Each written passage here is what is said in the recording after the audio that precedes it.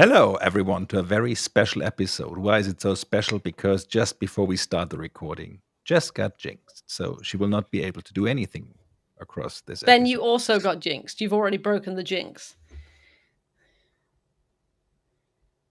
It doesn't work that way. I'm not sure.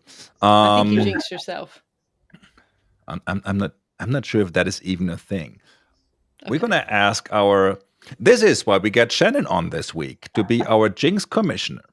Before we get started on that question, we're gonna have 4 questions on this episode. Oh my, this is going great. Shannon, welcome to the show. Thank you for joining us on this very organized, very structured, and very professional. We cannot stress the professional part enough podcast. Thank you for joining us. For those that haven't met you, who are you? Well, thank you so much for having me. My name is Shannon Lindsay, and I am based in Santa Fe, New Mexico. What do You you want do to in know? Santa Fe, New Mexico? What do I do? Work related or non-work related? I mean, you can give us like the very brief executive briefing at this point, and then we're gonna have a question or two on more details later. Chris, well, Okay. I will because Jess can't talk. Okay. So for work, I currently work at Microsoft, and I just switched from working on the Power BI product team to working on the Fabric community team. So that is like a few days old. Breaking news. Um, and Congrats. Thank you. Thank you. Yeah. Did you talk again, Jess? Yeah, and mostly I play outside in Santa Fe in the mountains. Nice. Before we get to the actual part of the show, can one self jinx oneself? Is that even a thing? No, it's not, right? I'm not clear on the role of or the rules of Jinx. Haven't revisited that since I was about 12, so I'm gonna have to go back and look that up. Give me just a Well, minute. That is that maybe let's just remember to look it up for next time. So if it happens again. we're gonna put it in the show notes. Does that mean Yes. you're inviting me back as the Sure. Jinx commissioner? Yes, you can join all You're gonna be future on podcasts in case this happens upcoming again. episode, just in case anybody gets jinxed, and we need some immediate ruling on that. But let's take it one episode at a time, just in case. Okay. And I was going to say let's get this episode back on track, but I'm not really sure we've ever been on a track for this one. Well, So we let's kinda try to missed get the it on tracks track. right from the beginning. There's that. Shannon, Ben. what's your favorite data thing? It can be a product, it can be a feature, it cannot be data. And it has to be one thing. That's the rules. Okay. I think mine is going to be a little bit controversial. I like to stir the pot. So Perfect. my favorite data thing right now is actually generative AI for learning how to use data products. I like to focus on people that are new in the data space and making it seem less intimidating. People like us are very intimidating, as you know. But I like to really help people understand how they can switch careers, which is something I did, how they can break into the data space, and using things like the ChatGPTs and the OpenAIs and the Copilots and all the Microsoft products, I think is a nice way to unlock and spark curiosity for people that are just getting started and that know what they want to do, but they don't know quite how to get there. And so then it actually can take them there. I feel like it's so controversial for data pros because a lot of people are like, these things don't work very well. Why would I use them? But in my view, it's not for us. It's not for data professionals. It's for people that are maybe they're business users and they want to get into the data space. Maybe they need to look up, I don't know, a certain DAX formula or a certain Python script or, just figure out how to do something.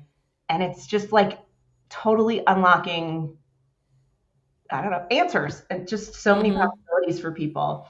I was working with a friend actually last week who's in some kind of a master's program, and she needed to make a box plot in Excel. Mm-hmm. I was like, I haven't done this in forever. I don't know, but we'll figure it out. And then she didn't even end up asking me the question because she just looked it up on ChatGPT. She figured it out. Then she showed it to me to make sure it was correct. So Yeah. it's the kind of the unlocking and the fact that it is available. Like my favorite thing in Fabric related to this Copilot is the Copilot notebooks. Like just I come from an Excel background, so I didn't come from the Data Pro route. And now I can do stuff in notebooks that I never thought was even possible. So I am Yeah. kind of here for the generative AI, although I know it's a cringy response. See, I like that too because I've been working with Bash scripting recently, which I know very little, and Copilot and ChatGPT and stuff, just for like, how do I do this to get you like on the right track, right? Mhm. Or GitHub Copilot in Visual Studio Code, just like right clicking on a line and explain it, and it's like, oh, this means this means this is trying to do this, like that saves so much time rather than going to try and look up every acronym that was used in the line of script, right? It's 100%. magic. You can use it to clean up code. It is very non-judgmental. ChatGPT never told me, I explained to you how to use the pivot function in SQL 7 times this week. I'm not Yeah. doing it for an 8th time. It will just answer it once. Agreed. It's going to be like, I mean, sure, why not? So I would not necessarily agree that it is not made for us. I think the important thing is for people to realize that it can, and in many cases it will be wrong. So always to Right. take it Yeah. with, which especially Yeah. for new people can be an issue. Like I, for example, if I'm thinking about new sessions or blog posts or whatever, I often use it to just be like, give me a couple of bullets point of what you think I should cover in this. And especially when it comes to newer products like Fabric, it will Mhm. come to a couple of bullet points where like, yeah, that has nothing to do with anything. So Right. however Yeah. it came, because it doesn't have that, I don't know why that is. Probably because it doesn't have that many resources, and then it just has a couple of backlinks from that blog to another page and doesn't really understand that there's really no context between those two or whatever. I have no idea, but or sometimes it then mixes up stuff. Oh yeah. Like oh, you want to talk about Fabric, then you should really talk about Azure Data Factory. I'm like, no, I should not. I should talk about Fabric Data Factory, which is not the same thing, et cetera, et cetera. So, and that could potentially be dangerous / confusing to new people who would not have that kind of context. But otherwise, ChatGPT is basically by home screen at this point. For Yeah. some. I think the key part is the validation, right? Like you've got to validate that what it's given you is right, which is difficult if you don't know whether it's right or not. But I think it gives you enough to get you on the right path that you then know what to Google. Because I think Yep. half the battle is you start something brand new, you're like, where do I even start with this? And if it can kind of guide you on that, it's super valuable. Absolutely. So what you're saying is I should not just have blindly run that script from the other day in prod? I mean, I maybe wouldn't have. Maybe would have just ran it in dev first. But I saw something the other day that said if it worked in production, it would have worked in tests. So it's fine. That should be a sticker, and I'm on it. Perfect. I knew you'd be on that, Ben. Awesome. Well, Shannon, I when you're love not this playing one. with Fabric and Gen AI and things like that, what do you get up to in your spare time? What's your favorite non-data thing? This is a really hard one because I have so many. I'm very enthusiastic about many things, but I will follow the rules and I will narrow it down to one. So my favorite non-data thing right now is playing outside with friends. We just had our ski season start here, and I just learned to ski last year. So I've already been up 5 times and skiing with friends. Yes, question? Yes. I've never been to New Mexico, so please pardon my ignorance here. So when you say here, is there skiing like very close to you? Because in my mind, Santa Fe is a warm-ish place. Warm-ish and snow don't go together. I mean, not an expert, but yes. So how this is like the mystery of the century. Every single person, when I say I live in New Mexico, they assume that I live on the set of Breaking Bad. Actually, not the case. Yeah, but that's in Albuquerque. You're in Santa Fe. Right. That's not the same So thing. it's only an hour apart, though. So it is very close. And Albuquerque is the desert, and Santa Fe is the mountains. So I think it's like 2,000 feet elevation difference between the two. And yeah, we have a little local ski resort. We get tons of snow in the winter. And we're basically on the border with Colorado. So it's the Rocky Mountains that come down. So it is snowy and cold here. I have a fireplace in my office, and it's sunny Doing it today. right. But yeah, this is Interesting. mountain living. Because That's I have awesome. been at that 4-state monument thingy where so At the Four Corners. Four Corner, yes. Yeah. So and even that, it was cool, but it didn't. But then again, yeah. In my mind, Santa Fe was also. I didn't think it would be like super super hot right now, but I thought it wouldn't be cold enough for it to actually have snow or ski resorts. Nice. Today you learned. Exactly. This is an And educational podcast. That's what I'm here for. I mean, I also learned before I moved here, I never even considered living in New Mexico. It's like a state where not very many people live. But I drove across the U.S. for a year to figure out where I wanted to live, and I picked here. and That's I'm where my super car happy. broke down. This is where I ran out of gas money. Yeah, exactly. That's awesome. We're I'm very intrigued in the driving across America for a year. Did you plan that out, or did you just pick where you're going to go next and like drive there? Oh, I very much planned it out. I'm very Did you? type A. Okay. So I, of course, had a spreadsheet with all the different Nice. places. I made a map in Power BI of everywhere that I went. So I picked like 32 small to medium cities that had mountains, diversity, arts and culture. I had, like a list of criteria Mhm. and affordable housing also. And so this is where I ended up. That's awesome. What was I your love that. favorite city on that trip, or Well, did you just surely end Santa up in your Fe. favorite city? I'm not sure that's the answer. It might as well Okay, be, okay. Jess, but Well, for a place to live and like build community, it was Santa Fe for sure. But I also really, really liked South Lake Tahoe. Have either of you been there? Mm-mm. I've been to Tahoe. Oh my gosh, it's just so beautiful year round. There's so much to do in both the summer and the winter, and it's not like a traditional ski town because it has casinos and other kinds of industry, so different kinds of people come through. So I just found it to be like an interesting place, but uh, the trees are so close to the houses and the fire risk is so high, and Mm. like it just seemed like a scary place to live for wildfires. Hmm. But it was Interesting. beautiful. I love that. That's a great idea. I always had this vision that I would live in a van and drive around. So this is yeah. Jess, have you ever Yeah. listened to what we actually do on this podcast? I know, that's why it's so perfect. I fit right in. Have you watched you a didn't single notice of how our I wasn't- episodes? Apparently not. You didn't notice how I didn't push away from that idea. I was like, yes, let's get the people in the van.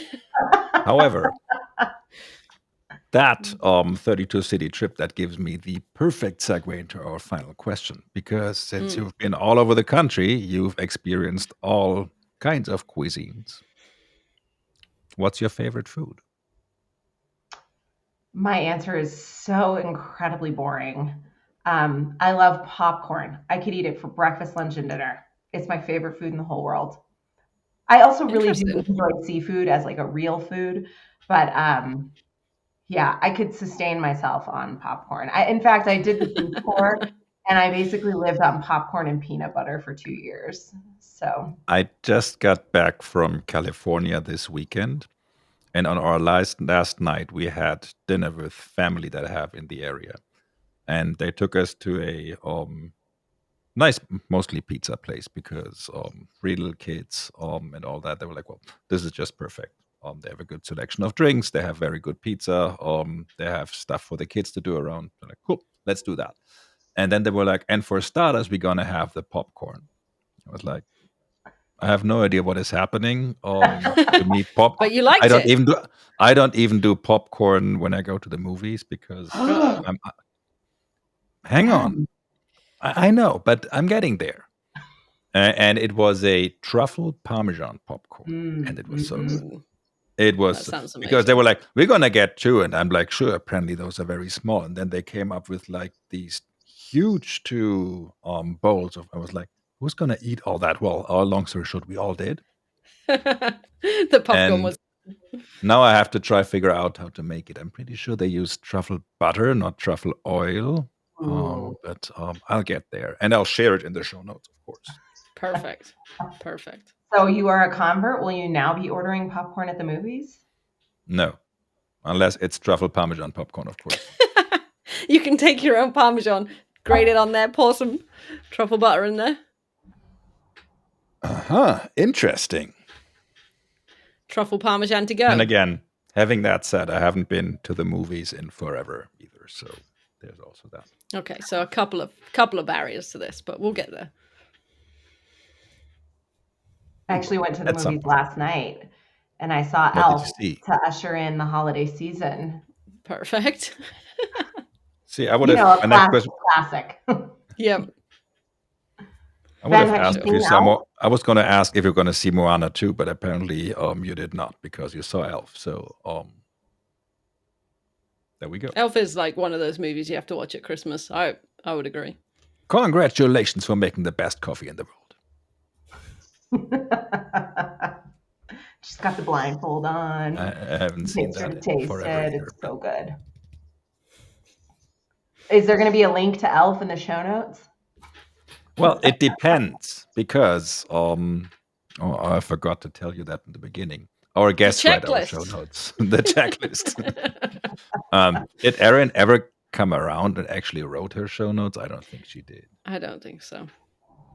So you can Text put her whatever as you we like speak. in the show notes, just below.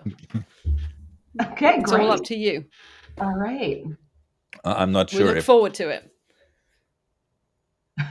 Yes, we do. Homework. Apparently. That should also be a sticker. Anyways, before we go down another rabbit hole around show notes and all that, thank you. It was a pleasure having you on this week's episode, Shannon. Thank you so much. Thank you for educating us on popcorn and peanut butter. And Very geography. happy to. And geography. Well, there's also that. We learned a lot today, folks. Funny enough, New Mexico, let's see, we're digressing again, but anyways, was on the list of states I was thinking on going on that last trip, but then we ended in California because I figured it would be an easier start for Gwenny. So maybe next time we shall see. You're welcome here anytime, my Thank new data friends. So with that, Perfect. Jess and I are planning a van trip to New Mexico where we're going to have popcorn apparently and seafood. Yes. And with that, Yes. thank you again for joining us, Shannon. Thank you everyone for watching. Thank you, Jess. And we see you all next week for the final episode of this year. Bye. Bye. Bye.